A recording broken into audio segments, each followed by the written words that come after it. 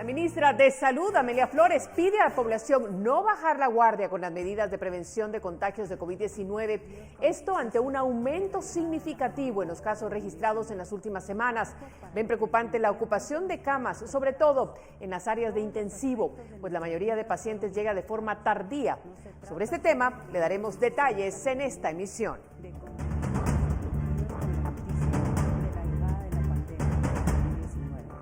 Tenemos mucha información, pero primero queremos agradecer su sintonía a esta hora en emisión estelar de Noticiero Guatevisión. Vamos ya directo a las noticias.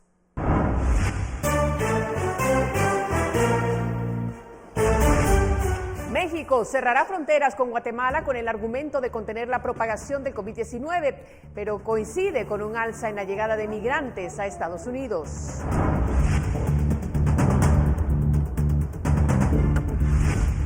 Alcalde de Villa Canales, Julio Marroquín, reconoce que recibió vacuna contra el coronavirus. Salud afirma que no figuraba en la primera línea de contagio.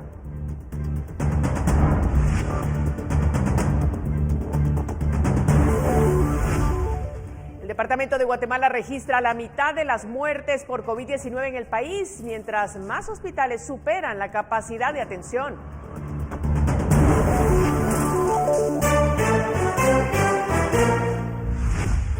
MP allana y secuestra evidencia en empresa vinculada al exdiputado Estuardo Galdames por anomalías en construcción de hospital en Ixcán, Quiché.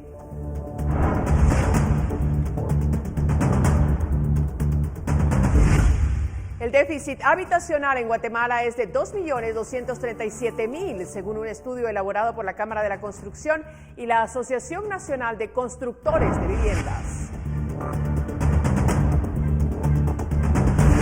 Se cumplen 100 años de irreverencia de la Chabela a su paso por la tradicional huelga de Dolores de la Universidad de San Carlos de Guatemala.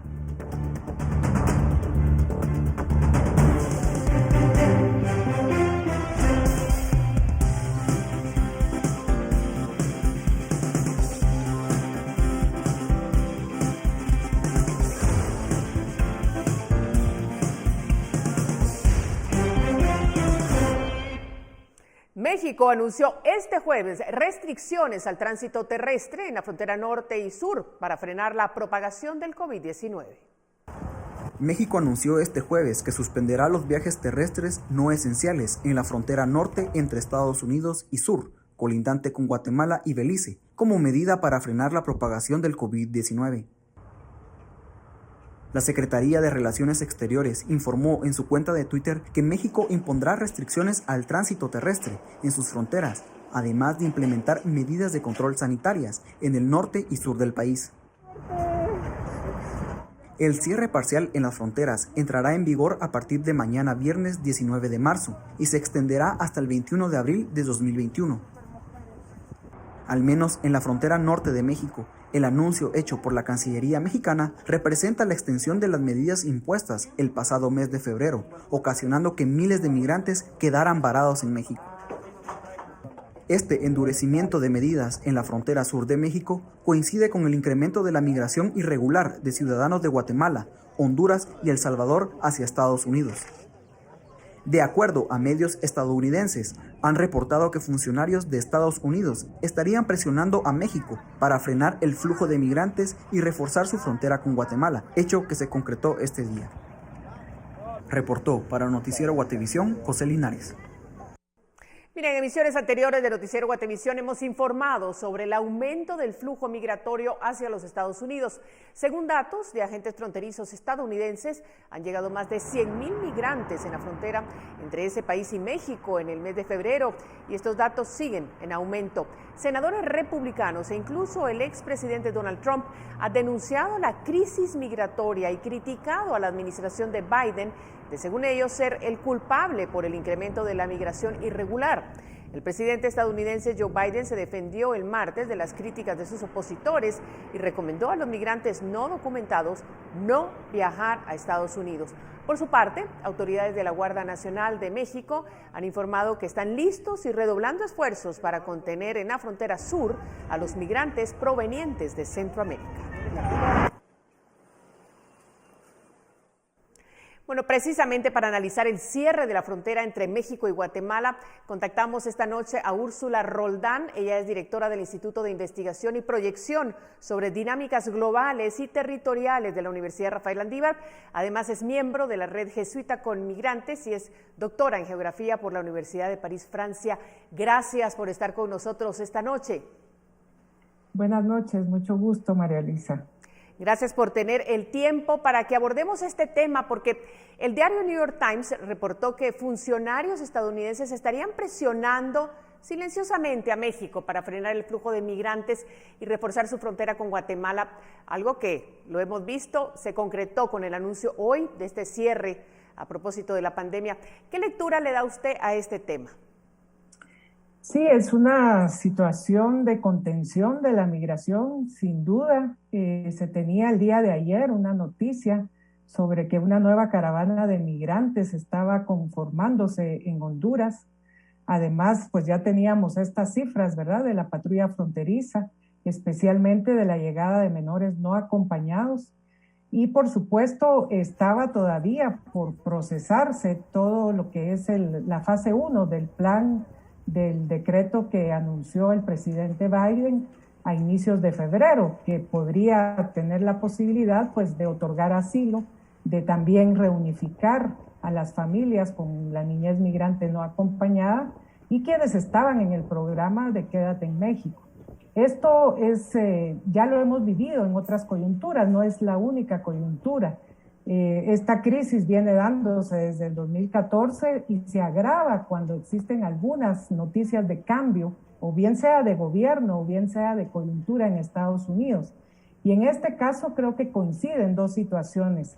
La presión que existe por parte de las condiciones socioeconómicas de nuestros países, que está empujando a este éxodo masivo de migrantes desde Honduras, El Salvador, Guatemala, pero especialmente Honduras. Y por otro lado, las familias que ya están en Estados Unidos o que están en la frontera México-Estados Unidos, que están demandando esta posibilidad de reunificación familiar. Entonces, como quien dice, estamos viviendo tanto el empuje desde las comunidades de origen como el mismo efecto llamada que se le ha dicho ya por varios medios de comunicación a nivel nacional e internacional. Entonces, yo sí creo que sí estaría bastante vinculada a esta medida de México, puesto que se cierra la frontera terrestre, sur y norte. Claro, es por un corto tiempo, ¿verdad? No es en definitivo por meses, pero creo yo que se está midiendo el comportamiento de estos flujos migratorios masivos, ¿verdad? Y pues yo creo que también la vocera de la Casa Blanca no niega que se está en conversaciones permanentes con el gobierno de México y también con los gobiernos centroamericanos. Vivimos también lo que fue la medida de Guatemala para contener también de esta manera un poco similar en lo que fue la última caravana que pasó por Guatemala. ¿Considera usted que estas medidas serían suficientes para frenar de alguna manera esta migración irregular o hasta que no se arreglen las cosas en los países de origen esto seguirá pasando? Porque se las están poniendo difícil, pero ¿será posible que sigan llegando los migrantes? Mire, pues tristemente sí creo que lo van a seguir haciendo, porque le digo del 2018 a la fecha que estamos, bueno, principalmente los que siguen migrando son los jóvenes adultos, pero en el 2019 vivimos una gran crisis con lo que fue las unidades familiares. Ya no eran solo los jóvenes, ahora era toda la unidad familiar en el 2019 y ahora pues que se viene viviendo de 4,000, 5,000 niños migrantes no acompañados, que es esta medida de reunificación familiar, pues vemos que hay un nuevo aumento. Entonces, yo creo que esa crisis no va a parar hasta que las condiciones estructurales de Centroamérica cambien de manera positiva. Especialmente, pues sabemos, ¿no?, la lucha contra la corrupción, la impunidad, pero también qué tipo de economía, qué tipo de modelo económico va a poder tener esta demanda, digamos, de trabajo que sale año con año de la juventud. Y por supuesto ya no solo es el tema del trabajo y los ingresos, también es la seguridad social en todo sentido, salud, educación, vivienda, ¿verdad? O sea, yo creo que las demandas se han aumentado y más ahora con esta situación crítica que vivimos de pandemia y el paso de las tormentas tropicales, que no estamos lejos de vivir nuevas tragedias en esta Centroamérica que tiene tanta vulnerabilidad ambiental también. Definitivamente, y toda esta situación, Úrsula, vulnera además a los migrantes que pueden ser entonces engañados por esta gente que les van a prometer y eso situaciones que hemos reportado tanto en Noticiero Guatevisión. Agradecemos mucho que haya estado con nosotros esta noche, brindándonos su opinión y su perspectiva de esta situación con este cierre de la frontera, cierre temporal entre México y Guatemala. Muchas gracias, Úrsula Roldán. Mucho gusto. Buenas noches. Gracias. Gracias, del Instituto de Investigación y Proyección sobre Dinámicas Globales y Territoriales de la Universidad Rafael Landívar. Bueno, así las cosas. Nosotros continuamos porque hay más información sobre este tema. La Cámara de Representantes de Estados Unidos aprobó este jueves una ley migratoria que da vía hacia la ciudadanía de los Dreamers, los miles de jóvenes que llegaron al país siendo menores de edad. El proyecto de legislación fue aprobada por 228 votos a favor y 197 en contra en el Congreso, donde los demócratas tienen mayoría. La Casa Blanca indicó que la ley para proteger a los Dreamers es un hito decisivo para dar un alivio necesario a millones de indocumentados que consideran a Estados Unidos como su hogar. Esta ley también contempla dar vía hacia la ciudadanía a los beneficiarios del estatus de protección temporal.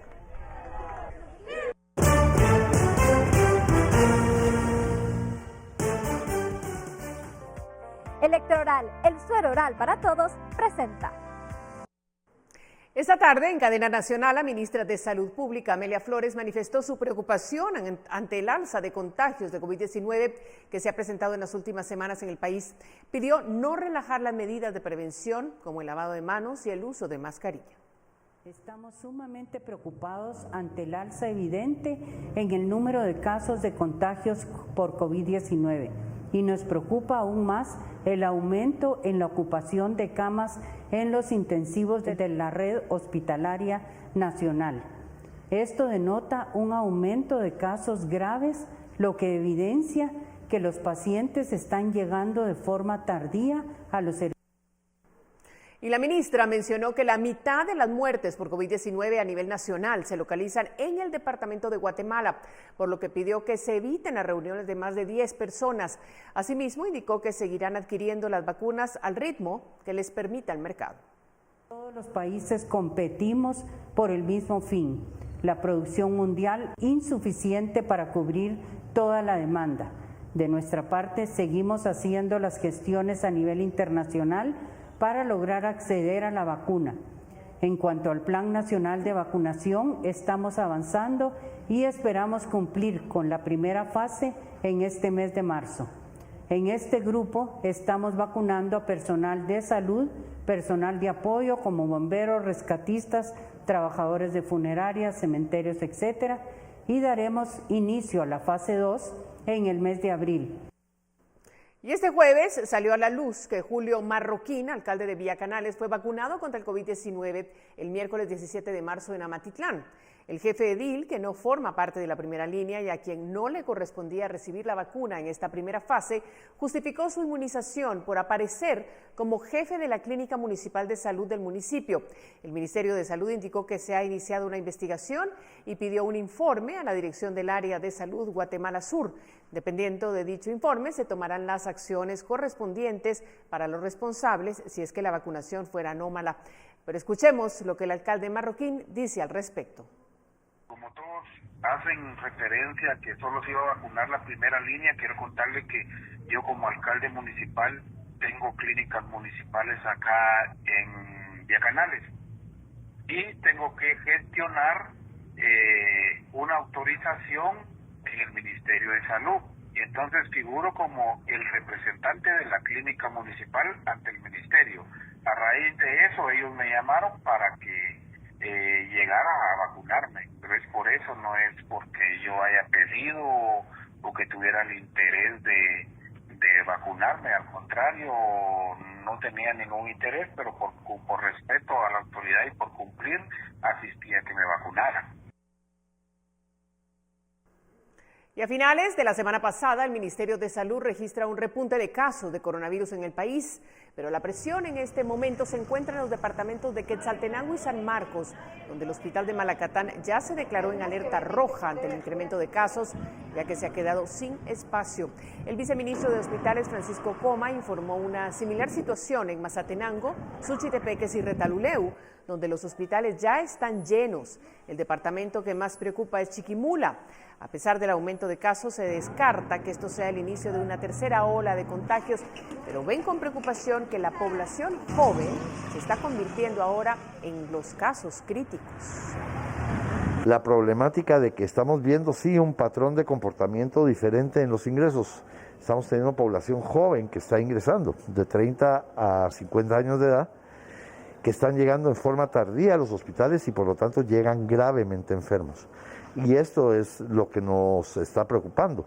Es otro tipo de población que por su movilidad o porque no creen necesariamente en la pandemia, se relajaron y se están contaminando. Vemos el comportamiento de muchas poblaciones y verdad preocupa. Parece que nunca hubiera existido la pandemia y desgraciadamente, pues si tenemos aglomeración de personas que encima no usan mascarilla, que no cumplen con el alcohol gel o lavarse las manos, este impacto es esperado en cualquier momento, no tiene que obedecer a una tercera ola. Y precisamente en medio de este panorama que se vive en las áreas COVID-19, se le consultó al viceministro de Hospitales qué acciones prevé la cartera ante la llegada de la Semana Santa. Aseguró que podrían darse algunas medidas. Existe un comité de gestión de riesgo, una unidad de epidemiología, quienes actualmente dan seguimiento y revisan todo el sistema de semáforo. Sí, hay recomendaciones específicas, hay acuerdos ministeriales que estarán por salir en base a los resultados del nuevo semáforo, en donde se establecerán las medidas y las recomendaciones. Lo que es muy importante señalar aquí es que necesitamos, lógicamente, del concurso de las autoridades locales, de la ayuda, de que ellos tengan, lógicamente, una visión de qué esperan y cómo necesitan que se les apoye en cada uno de sus departamentos o municipios. Entonces es un trabajo en equipo. Sí hay propuestas, lógicamente, de medidas específicas que van a ser sugeridas y planteadas en el próximo semáforo. Electroral, el suero oral para todos, presentó. En medio de esto, hoy, en una citación ante la diputada de UCN, Carla Martínez, 10 directores de centros de salud regionales del país señalaron no tener fondos para las áreas COVID. Los directores de los hospitales regionales que tienen a su cargo los centros temporales para atención a pacientes con coronavirus informaron que no tienen fondos para atender los casos de COVID-19. Ahí tenemos una dificultad financiera porque está en el programa 94 Fuentes 52, la cual no tiene financiamiento. Se tiene teóricamente ese presupuesto, pero no se tiene en la vida real el dinero disponible para eso. Entonces se ha ido asumiendo del presupuesto del Hospital Nacional de Escuintla. Según el viceministro, esto se está solventando y se deriva a que todos los hospitales para la atención se crearon en renglón 94 como fuente de financiamiento para la atención de la pandemia, y el proceso de reordenamiento presupuestario y la no aprobación del presupuesto les está obligando a hacer las readecuaciones presupuestarias. El presupuesto tiene que asignarse, justamente lo hablábamos ayer y con la señora ministra,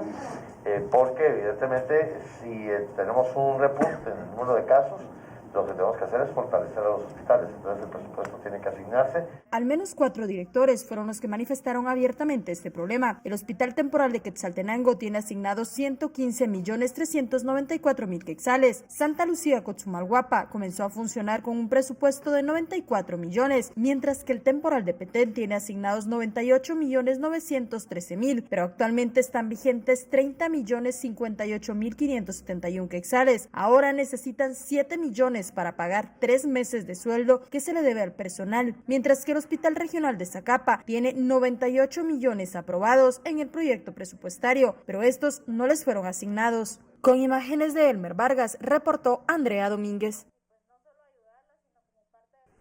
Bueno, iniciamos esta emisión conociendo cómo siguen en aumento los casos de COVID-19 y por eso tenemos estos números. El Ministerio de Salud reportó este jueves otros 898 casos nuevos de coronavirus para hacer un total acumulado de 185.832 desde que inició la pandemia. En las últimas horas se confirma la muerte de 19 pacientes más, con lo que la cifra en todo el país es de 6.639 decesos. La cantidad de casos recuperados estimados es de 170.059. Finalmente, los casos activos estimados son de 9.134. Se efectuaron 5.976 pruebas en las últimas horas para detectar posibles contagios. Esta actualización es del 17 de marzo, desde las 0 horas hasta las 23 horas con 59 minutos. Así las cosas en nuestro país, pero hablemos un poco más, salgamos de nuestra frontera. La aduana mexicana decomisó un cargamento de supuestas vacunas Sputnik V contra el COVID-19 en un avión privado con destino a Honduras. El avión estaba en el aeropuerto de Campeche y llevaba 2 hieleras con 1.155 frascos con el equivalente a 5.775 dosis de la vacuna rusa ocultas entre refrescos y golosinas. La tripulación y pasajeros de nacionalidad hondureña fueron puestos a disposición de la Fiscalía. El Fondo Ruso de Inversión Directa, que financia el desarrollo de la vacuna, indicó en un análisis de imágenes del cargamento que se trata de una sustancia falsa. Añadió que el protocolo de embarque violaba las normativas de empaque y transporte indicados para esta vacuna.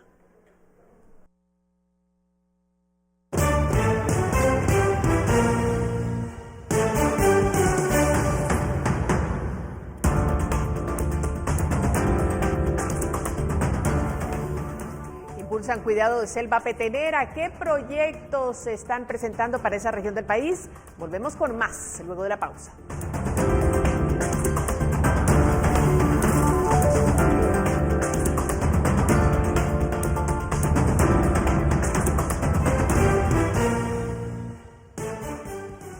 Con la idea de aprovechar al máximo el agua en las comunidades rurales, un grupo ha diseñado una letrina ecológica que, además de ahorrar el vital líquido, ayuda a reducir la contaminación. Esa es una de las 5 iniciativas de la campaña Cambio por el Clima que impulsa la Embajada del Reino Unido, Prensa Libre y Guatevisión.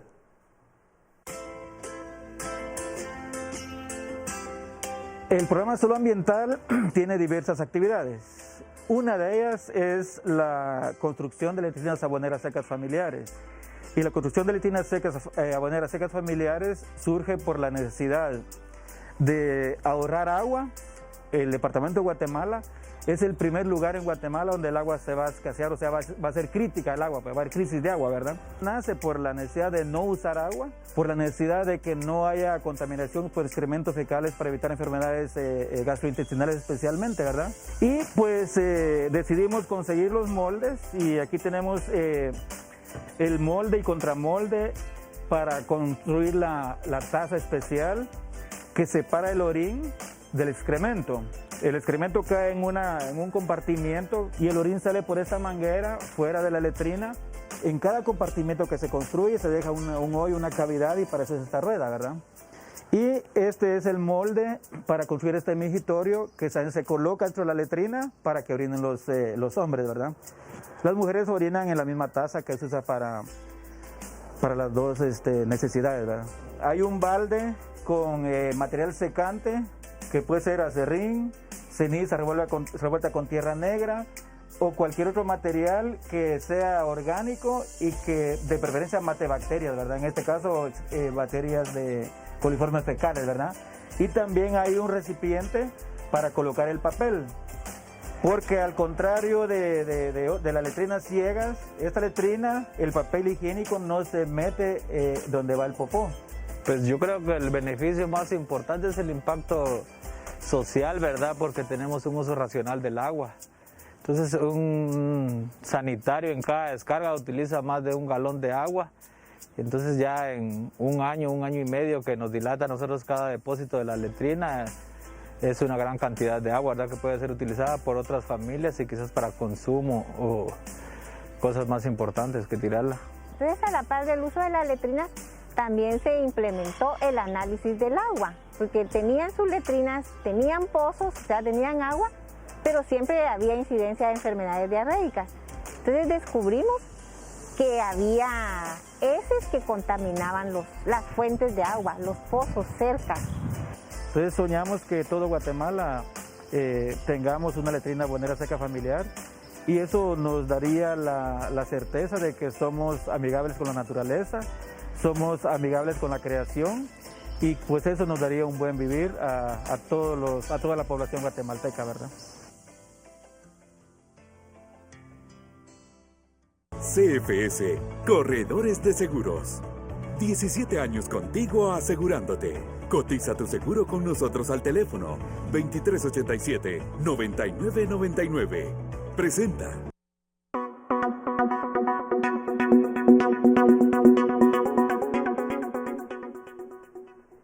En Guatevisión llega su espacio donde usted es el protagonista, y es que estamos con Guate Reporta.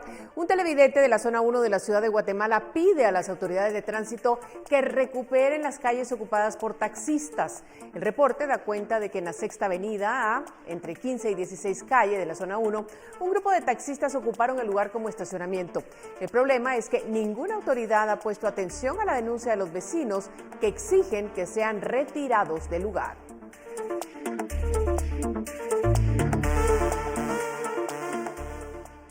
Y ahora vamos con información sobre las complicaciones que cientos de pilotos enfrentan en la carretera interamericana de la capital hacia occidente. El reporte que recibimos da cuenta de que en el kilómetro 28 ya se registran congestionamiento por los trabajos de construcción de un distribuidor vial.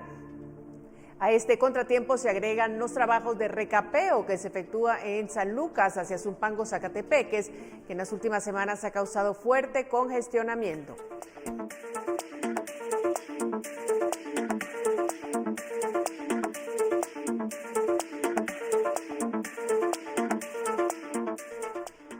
Y ahora es momento de presentarles los saludos que hemos recibido de nuestra audiencia. Vinicio Fuentes se reportó desde la zona 13 de la ciudad de Guatemala y nos escribió: lo que me agrada del noticiero es la objetividad y su independencia en la noticia.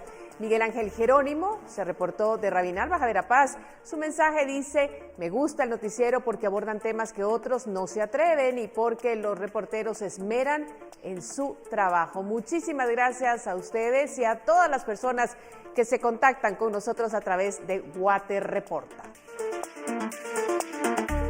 Dale tranquilidad a tu familia al estar asegurado. Asegura tu vehículo, tu casa o empresa. Pide tu cotización al teléfono 2387-9999. Presentó. Y 2 unidades de manejo forestal recibieron la prórroga de concesiones forestales por 25 años más para poder seguir cuidando de la selva de Petén. Estas son Carmelita y Río Chanchis. Conocemos más detalles. El camino es de terracería. Toma alrededor de 3 horas llegar a la comunidad Carmelita, asentada en el centro de la selva virgen de Petén. Los caballos pastan, los niños juegan y los adultos trabajan. Así transcurren los días en esta comunidad de 344 habitantes, equivalente a 88 familias. Pero que en esta parte donde el bosque está en manos de las comunidades, pues como bien ustedes pudieron escuchar del señor presidente, pues no hay incendios, y los que salen, los incendios que se dan, en muchas ocasiones pues son sofocados por la misma brigada de control y protección que tienen las comunidades. Carmelita cuenta con más de 100 años de fundación y se le entregaron las primeras concesiones forestales el 14 de noviembre de 1997. El pasado miércoles se les entregó la prórroga de las mismas por 25 años más. Este documento también fue entregado a la unidad de manejo Río Chanchich. La concesión del día de hoy me siento feliz, no solo yo, sino que toda mi organización. El 28 de septiembre del año pasado, del 2020, nosotros tuvimos la noticia por parte del Consejo que habían aprobado la prórroga del contrato. Hoy en día se llegó a cabo el contrato de concesión por otros 25 años más. Estas concesiones permiten que los comunitarios puedan aprovechar los recursos maderables del sector. En la comunidad hay una carpintería donde llevan a cabo estas actividades. Además, también aprovechan los recursos no maderables como el chicle y la pimienta. Estando dentro del periodo hicimos nuestra nueva gestión y ahora hemos obtenido un contrato de 25 años más para contar con los derechos para manejar los recursos naturales dentro de la Reserva de la Biosfera Maya de manera integrada, no solo madera. Con más de 2 millones de hectáreas, la Reserva de la Biosfera Maya es el área protegida más grande de Guatemala y de Mesoamérica. Representa una quinta parte de la superficie terrestre del país. Entonces, lo que se busca, digamos, a largo plazo es la sostenibilidad de la Reserva Biosfera Maya y, por supuesto, el bienestar social, el desarrollo económico, pero que vaya equilibrado, ¿verdad?, con el medio ambiente. Después de horas de trabajo, las personas aprovechan a relajarse. También acuden a los comedores locales a pasar el tiempo libre y conversar con los vecinos. El aire que se respira en la comunidad es puro, gracias a las 53.797 hectáreas de superficie del lugar, donde la mayor parte es selva. Con la prórroga de la concesión, la comunidad carmelita busca cuidar de la selva de Petén por 25 años más y así preservar la flora y fauna de este departamento. Con imágenes de Esvin García, reportó para Noticiero Guatevisión, María Valga Menaldo. Y vamos con más. El chicle orgánico es una de las principales producciones de la comunidad carmelita, con la cual iniciaron hace 100 años desde su fundación. Por esto, el presidente Alejandro Yamatei solicitó al embajador de la Unión Europea, Thomas Baker, colaborar con Guatemala para abrir el mercado de este producto en Europa, principalmente en Alemania. Autoridades comunitarias informaron que por el momento no les es rentable producir chicle, pues los productores solo se quedan con el 48% de las ganancias. El resto se distribuye entre municipalidades, sindicatos y otros actores. Lamentablemente el chiclero es pues básicamente la persona que extrae el látex, sube al árbol, arriesga más su vida, y que la ley actual del chicle lo que otorga es un 48% al chiclero. O sea, si uno pone un ejemplo y hablamos de 1,000 quetzales que valiera el quintal de chicle, entonces significa que estamos con 448 para el chiclero y lo demás lo reparten entre municipalidades que no tienen pero ni un chico zapote ya en su territorio, ¿verdad? Y en otros sindicatos.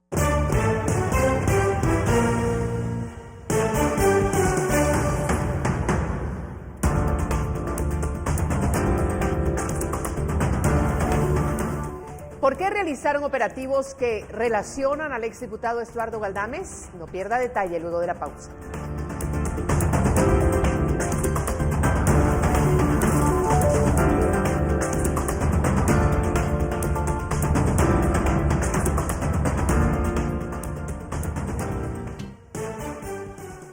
Gracias por seguir con nosotros. Este jueves el Ministerio Público allanó las instalaciones de una empresa vinculada al exdiputado Estuardo Galdames y confiscó evidencia.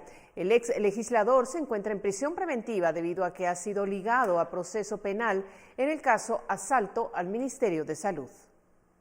La Fiscalía Especial contra la Impunidad del Ministerio Público realizó un allanamiento y secuestro de evidencia en un inmueble relacionado con la sociedad mercantil Agromerc, vinculada con el exdiputado Estuardo Galdames, procesado en el caso asalto al Ministerio de Salud. Las autoridades del Ministerio Público informaron que se allanó ese inmueble como parte de la investigación por anomalías en el proceso de adjudicación para la construcción del hospital de Ixcán en Quiché. El pasado 29 de enero, el exdiputado y candidato presidencial por FCN Nación, Estuardo Galdames, fue enviado a prisión preventiva por estar vinculado a este caso. Los fiscales en el operativo confiscaron documentación contable y financiera, computadoras y teléfonos celulares. Galdames es implicado en el caso asalto al Ministerio de Salud, que según la investigación del Ministerio Público funcionó como una red en esa cartera en la que participaron diputados y empresarios de la construcción durante el estado de calamidad por el terremoto de San Marcos, y se impulsaron eventos de construcción de hospitales, para compra de bienes del Ministerio de Salud y adjudicación de plazas en la institución de manera irregular. En este caso están implicadas 18 personas y la Fiscalía estimó en julio de 2019 que los sobornos fueron por 50 millones de quetzales. Reportó Edwin Pitán.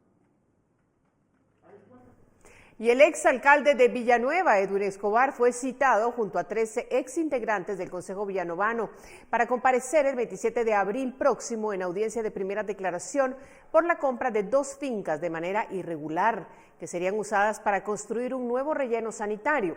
Los inmuebles se compraron a la entidad Benelsar, Sociedad Anónima, por 14.1 millones de quetzales y están ubicados en el kilómetro 24.5 de Bárcenas, Villanueva. Los fiscales señalan que los ex integrantes del Consejo Villanovano incurrieron en abuso de autoridad e incumplimiento de deberes. Y el exdirector de Caminos del Ministerio de Comunicaciones, Juan José Hanser Pérez, fue ligado a proceso penal en el caso Libramiento de Chimaltenango. Silvia de León, jueza de mayor riesgo C, ha considerado que hay indicios para que Hanser Pérez sea investigado por incumplimiento de deberes y fraude. La Fiscalía contra la Corrupción del Ministerio Público señaló que el exdirector de Caminos firmó contratos junto a otros funcionarios de manera irregular para terminar de construir el Libramiento de Chimaltenango. Además, los fiscales señalan que Hanser Pérez debió supervisar la construcción y no lo hizo, por lo que señalaron que no se construyeron pasarelas acordadas en el contrato y hubo la colocación de algunas estructuras en lugares no funcionales. 730 días. En más, Rosa Franco recibió del Grupo Guatemalteco de Mujeres el expediente de la sentencia condenatoria por el crimen de su hija María Isabel Belis Franco, hecho que llegó a una pena luego de 2 décadas de proceso. El pasado 1 de marzo, el Tribunal de Mayor Riesgo sentenció a 30 años de cárcel a Gustavo Adolfo Bolaños Acevedo. El delito de asesinato instó al Estado de Guatemala a velar por la vida de las mujeres para que no se produzcan más asesinatos y se investigue en su momento, pues no es necesario esperar 20 años para que se haga justicia. No es la única condena que generó la búsqueda de justicia por el crimen de María Isabel Belis Franco. En el 2014, la Corte Interamericana de Derechos Humanos en la sentencia ordenó al Estado de Guatemala pedir disculpas públicas a la familia del adolescente, pero esto no se ha cumplido. Lo que hay que hacer es denunciar y apoyarlas, ¿verdad? Porque uno solo no puede. Realmente tenerlo en mis manos es una satisfacción. Debería estar viva mi hija, lo que yo quisiera, pero como no se puede, esto es bastante, muy fuerte para mí recibirlo, porque como le digo, he sufrido demasiado y pensar en lo que ella sufrió, escuchar en el debate todo lo que le hicieron y las ofensas otra vez hacia ella, es bastante difícil. Y recibir esto, que le hayan dictado sentencia a esta persona, es bastante, gracias a Dios.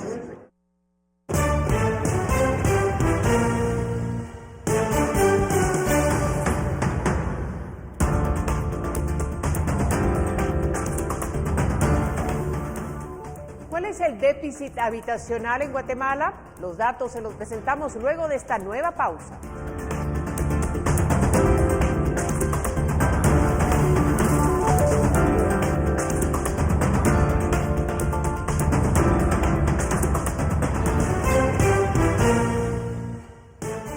Bueno, ya estamos de regreso y a esta hora, ¿qué le parece? Sí, hablamos de dinero. Ya llega Paula Osaeta.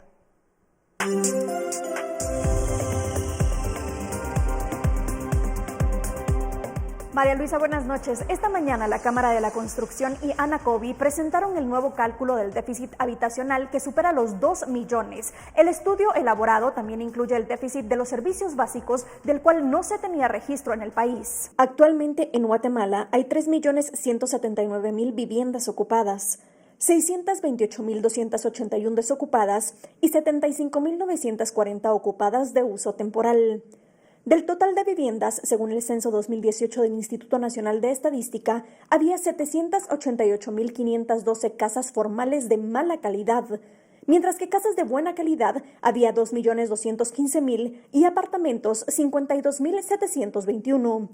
Estos datos son tomados para determinar el déficit habitacional del país. ENEI es el que veníamos usando siempre, el del ENEI, ¿verdad?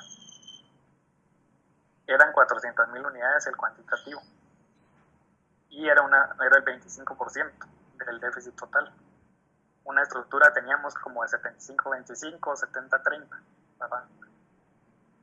Y ahora, con el nuevo censo, como se redujo de 400.000 a 88.000, entonces el déficit cuantitativo pasó a ser solo el 6%, 6.5%, y el cualitativo pasó a ser el 93%.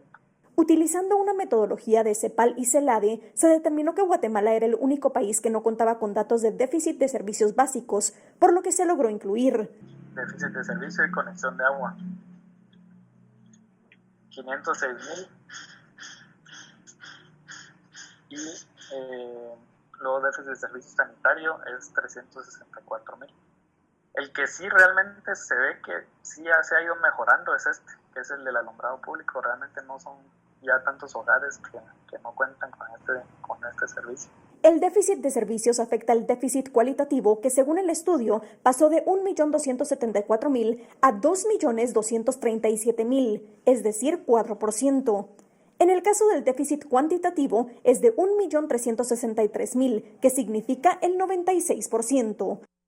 Tener buenos hábitos financieros es clave para tener una economía estable, tanto personal como familiar. Sin embargo, muchos de nosotros cometemos errores que en un futuro podríamos lamentar. Hoy le comparto algunos malos hábitos que si usted los tiene debe evitar para mejorar su economía.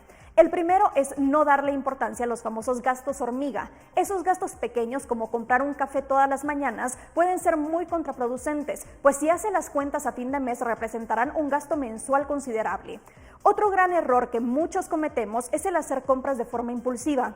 Es importante no pensar solo en el momento. Es mejor analizar las compras que quiere hacer para que éstas no superen sus ingresos. Si no, esa compra que le alegró un instante puede llevarlo a tener días o meses bastante complicados. No tener un presupuesto es un grave error. Tener uno nos ayudará a organizar las finanzas para que nos podamos anticipar a los movimientos o gastos que debemos realizar durante el mes y poder saber lo que cubrimos. Y el no realizar sus pagos a tiempo sin duda también es un mal hábito. Si usted no hace los pagos de préstamos o tarjetas de crédito, ese atraso genera costos adicionales que se vuelven una pesadilla. Recuerde que su situación financiera solo puede manejarla usted, y si es ordenado, intenta ahorrar y evita estos malos hábitos, su estilo de vida y las decisiones que tome no impactarán de forma negativa en su economía. Mañana regreso con más consejos en Hablemos de Dinero. Buenas noches.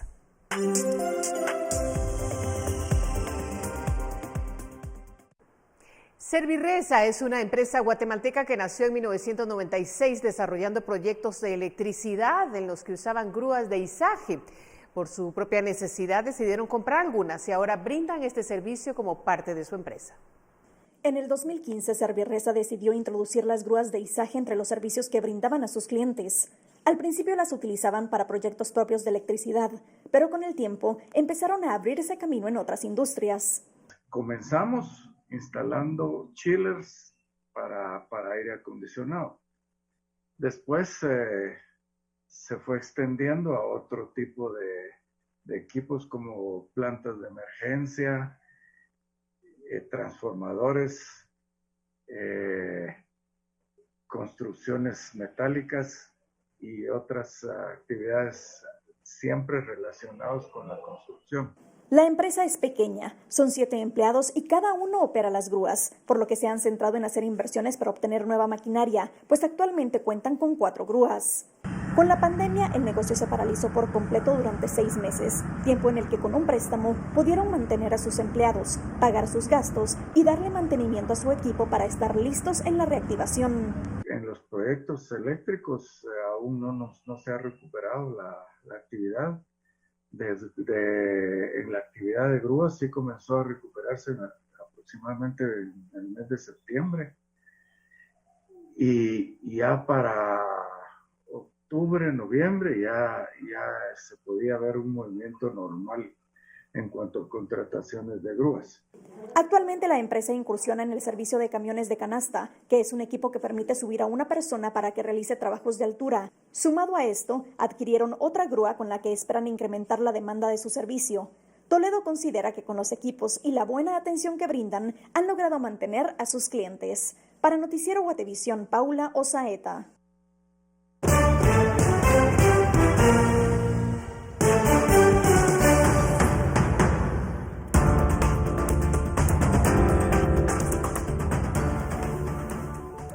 ¿Cómo se celebraron los 100 años de la Chabela, uno de los símbolos de la USAC? Se lo contamos luego de esta pausa.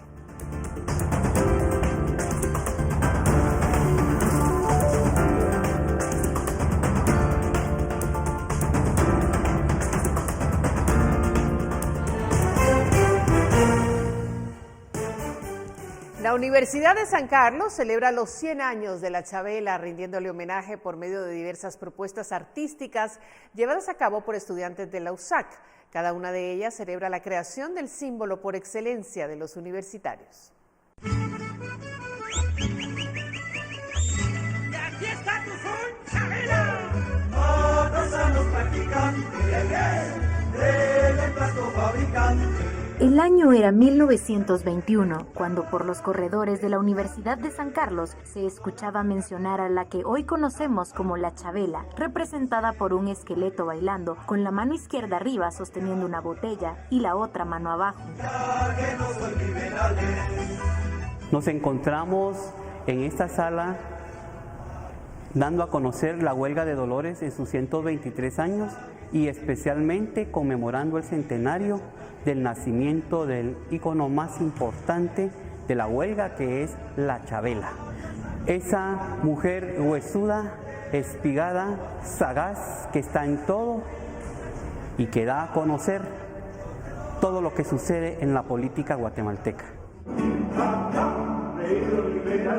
Como parte de las celebraciones, el MUSAC presentó diferentes obras de arte e incluso una escultura en la cual el centro, según el historiador Maynor Carrera, es la esquelética mujer.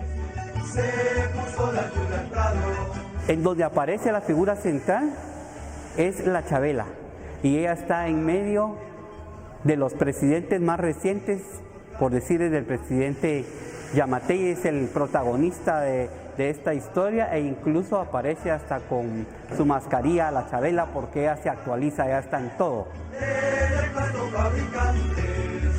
La Chabela, según José el Sordo Barnoya, es la guatemalteca auténtica, aguerrida, sin miedo a decir la verdad y con un toque de sátira en cada aparición. No nos tientes, aquí está tu son, Chabela.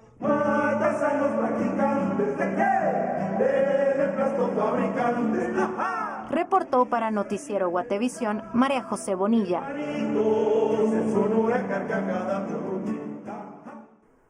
Así, con música nos despedimos esta noche. Gracias por su atención. Regresamos mañana. Y mañana estamos celebrando porque ya son 18 años de Noticiero Guatevisión. Para despedirnos le contamos que la agrupación guatemalteca Lush Nahual se presentará este sábado en un concierto presencial y al aire libre. Es por ello que Pablo Juárez ha conversado con el vocalista de la banda Álvaro Aguilar para compartirnos todos los detalles de este evento. Buenas noches. La agrupación guatemalteca de rock Lush Nahual regresa a los conciertos presenciales con un recital que ofrecerá este sábado al aire libre desde el Gran Jardín del Zoológico La Aurora.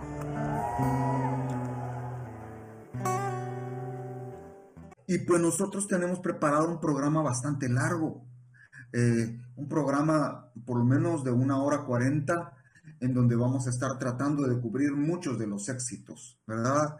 Ayer estábamos ensayando y Vinicio dijo en algún momento, wow, mucha, qué largo está el programa. Pues sí, porque tenemos ratos de no poder tocar en vivo frente a un buen público, y entonces vamos a tratar de dar bastante de nosotros mismos. Y los invitamos a que no tengan pena, van a estar suficientemente separados, como lo han estado en muchos otros lados a donde han salido. Además de los grandes éxitos de Lush Nahual, los asistentes también podrán escuchar de una presentación especial de la cantautora guatemalteca Fabiola Rouda. Nosotros pensando con quién podríamos compartir el escenario ese día, le preguntamos a Fabiola Rouda que si podría estar en un formato acústico, algo más cercano a la gente, más íntimo. Y dijo que sí, entonces se va a presentar unos 5 temas, me parece, que van a ir en ese formato acústico, y a mí me llama mucho la atención pues escucharla en ese formato. Yo soy el hombre que vi. Las entradas para este concierto tienen un costo de 100, 200 o 300 quetzales y pueden adquirirse en la página de Todo Ticket. Además, los organizadores han comentado que una de sus prioridades es mantener la seguridad y la salud de los asistentes. En este momento Reportó para Noticiero Guatevisión Pablo Juárez y en cámara Byron García. para que no sea